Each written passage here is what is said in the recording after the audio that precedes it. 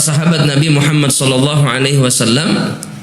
tidak sedikit, saya tidak bilang banyak sekali, tapi tidak sedikit di antara mereka yang memilih rumahnya jauh dari masjid.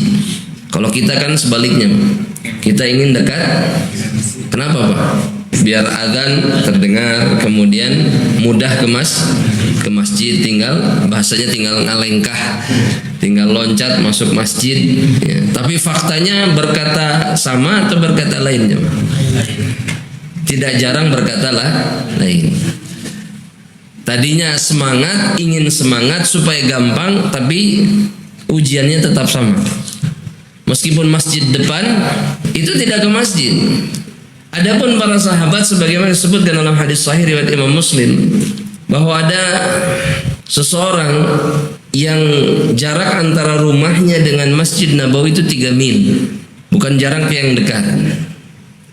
Dan kemudian seorang sahabat berniat membelikan unta atau kendaraan untuk dirinya, tapi dia menolak.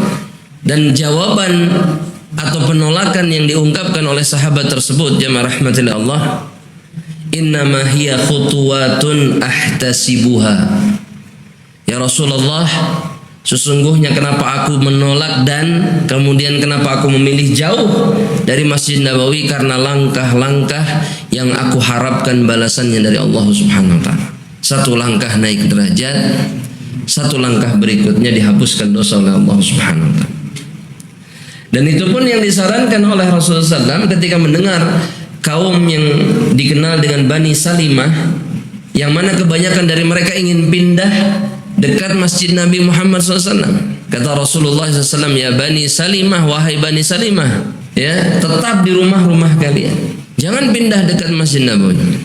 Dan posisi Bani Salimah dengan Masjid Nabawi ini kurang lebih jarak 4-5 km, ya sekitar daerah Kuba. Mereka jalan kaki setiap waktu sholat ke Masjid Rasulullah SAW. Kata Rasulullah SAW, karena Allah Subhanahu wa taala akan mencatat langkah-langkah yang kalian langkahkan menuju rumah Allah Subhanahu wa taala. Bahwa langkah-langkah itu muhtasabah, kata para ulama. Langkah menuju masjid itu tidak sia-sia.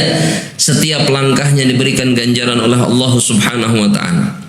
Dan kata Nabi, langkah itu derajat nambah, dosa berkurang, itu terjadi sampai masuk ke dalam masjid, hatta yadkhulal masjid. Jadi dari depan, dari ujung teras masjid, masih dihitung tidak? Masih. Sampai masuk pintu masjid, masih dicatat pahalanya, kemudian diberikan pengampunan dosa oleh Allah Subhanahu wa taala.